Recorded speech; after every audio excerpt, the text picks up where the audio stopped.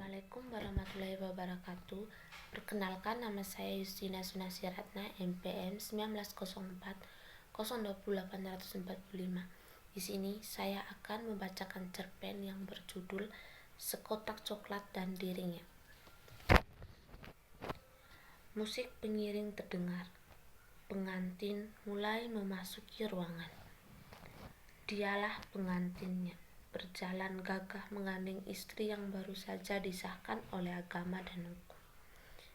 Tiba-tiba beribu bayangan menerbang. Dia pertama kali datang dan muncul di hadapanku sebagai pengungsi kerusuhan. Tapi dia tak seperti pengungsi pada umumnya. Usianya 21 tahun. Seharusnya dia masih menjadi mahasiswa universitas ternama di luar Pulau Jawa jika kerusuhan tak terjadi. Orang tuanya transmigran dan telah tewas dalam kerusuhan. Wajahnya jenaka tetapi teduh.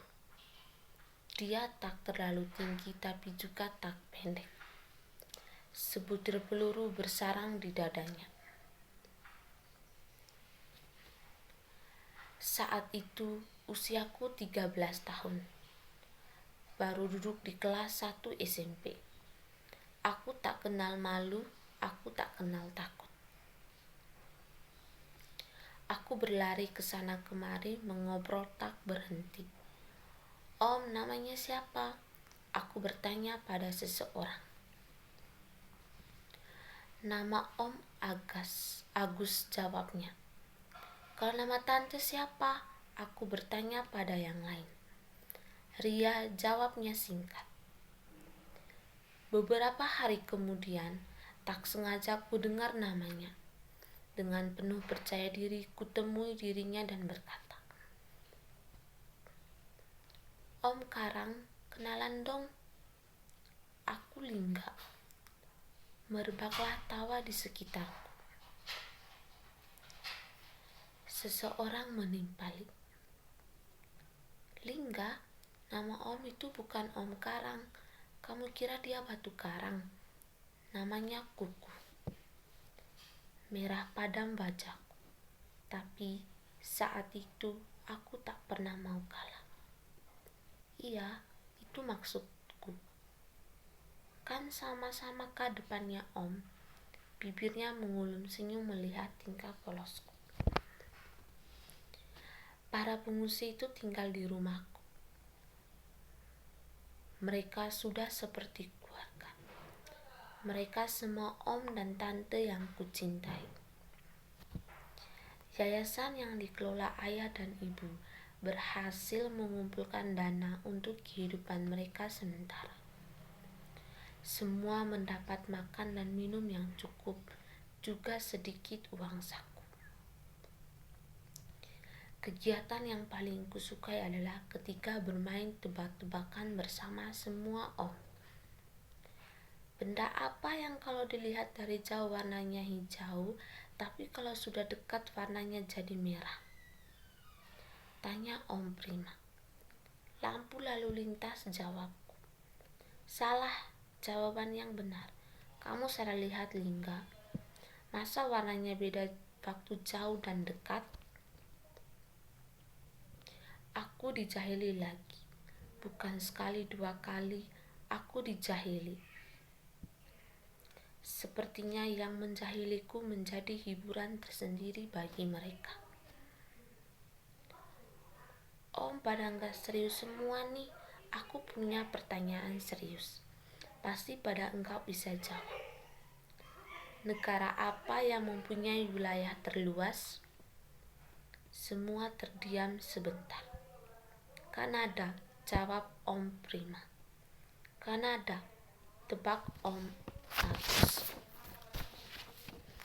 "Rusia," tiba-tiba Om Kukuh menjawab. "Salah Om Kukuh, kok nggak ada yang bisa jawab?"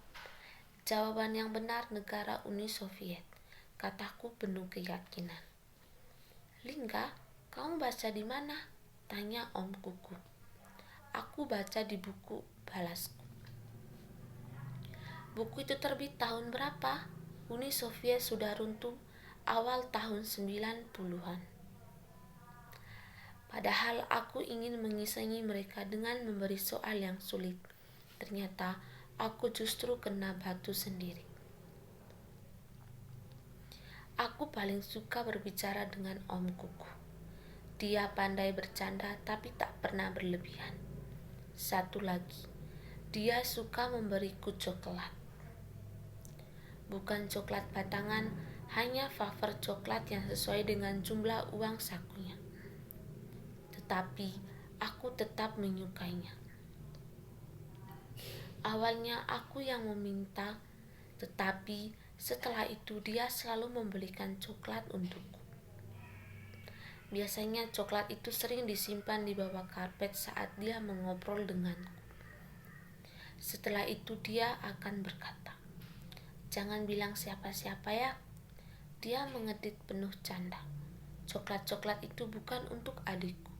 Coklat itu hanya untukku seorang. Pernah satu kali aku berbicara dengan tentang peluru yang ada di dadanya. "Om," kata ibu, "di dada Om ada peluru." "Memang benar ya?" Raut mukanya sedikit berubah. "Iya, ini ada peluru nyasar. Om kena waktu lagi mengamankan diri dari keributan." Aku bertanya lagi, "Kenapa enggak dikeluarkan Om? Emang enggak sakit?" "Sakit? Enggak kok, Om kan kuat." Dia memaksa diri untuk tertawa. Walaupun masih kecil, aku tidak bodoh. Aku tahu dia tak nyaman membicarakannya. Dan sejak itu, aku tak pernah ada lagi obrolan tentang peluru di dadanya. Banyak obrolan tentang impian. Dia sering bertanya, "Apa cita-citamu, Lingga?" Aku menjawab, "Jadi dokter." Cita-citaku mungkin terdengar khas anak kecil. Om pengen lanjut kuliah, terus mau bikin usaha. Biar masyarakat mendapat cukup banyak pekerjaan. Biar enggak ada orang yang iseng membuat keributan. Kemudian waktu berlalu, dan mereka sudah harus meninggalkan rumah untuk melanjutkan pendidikan. "Ya, kok Om pergi semua? Lingga bakal kesepian di rumah." "Lingga," dia memandang ke mataku, "Om akan selalu mengirim coklat untukmu. Jadi kamu tetap ingat Om. Mau kan?" Aku menganggukkan kepala dengan ragu, dan pergilah dia.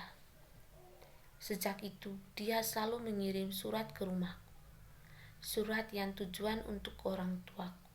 Tetapi selalu ada tempat khusus pesan darinya untukku. Kirimannya selalu disertai sebatang coklat. Sempat leleh, lumer, tak lagi jelas bentuknya. Tapi aku tak peduli. Aku suka coklat darinya. Sejak email mulai populer, dia selalu mengirim email menanyakan kabar. Dia bertanya bagaimana studiku, bagaimana teman-temanku, dan mengingatkanku untuk tetap bermimpi. "Semua bermula dari mimpi," katanya. Dia bercerita tentang pekerjaannya, tentang libur di akhir pekan. Namun karena email tidak bisa mengirimkan benda, coklat darinya tidak pernah datang lagi. Lantas, tiba-tiba email darinya berhenti datang.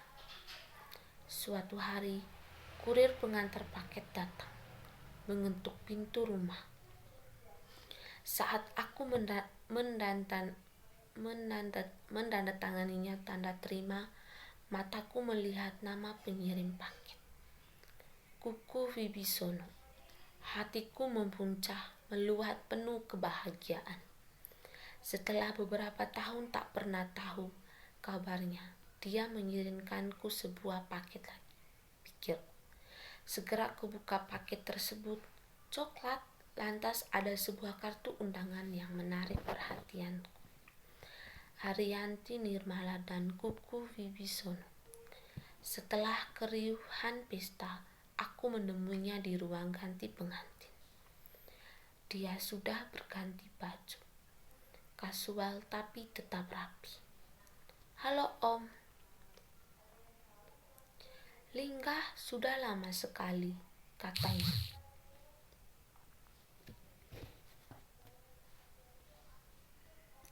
Kami mengobrol kecil, obrolan-obrolan tak penting, tentang kesibukanku sebagai siswa kelas 3 SMA, juga kesibukannya sekarang. "Iya Om, sibuk banget sampai enggak sempat lagi mengirim email untuk kamu." "Iya Om, Lingga ngerti kok. Oh ya, ini hadiah untukmu," katanya sambil menyerahkan sebuah kotak padaku. Kubuka kotak tersebut di hadapannya. Lantas dia berkata, "Ini mungkin coklat terakhir dari Om saat ini. Om harus pindah ke luar negeri mau kuliah lagi. Om enggak bisa janji karena akan lebih sibuk dari saat ini. Tapi mungkin kapan-kapan Om akan mengirim coklat dari luar negeri. Kamu mau bantu doakan agar kuliah Om lancar?" "Selalu Om," batinku. "Enggak mau kalau enggak dikasih coklat," candaku. Lantas kusambung, "Iya Om, semoga Om selalu sehat dan lancar urusannya. Oh ya, semoga pernikahan Om langgeng ya." Getir suaraku. "Terima kasih doanya Lingga," balasnya. Sepertinya dia tidak mendengar kegetiran suaraku. "Oh, sini perkenalkan pada istri Om." Istrinya tersenyum. Semua fragmen masa lalu dengan lelaki itu berputar kembali di ingatan. Mungkin ini saat yang tepat untuk melepaskan cerita cinta masa kecilku dan bergerak ke depan. "Selamat tinggal Om." Lantas ku beranikan diri untuk berkata pada istrinya, "Halo, nama saya Lingga."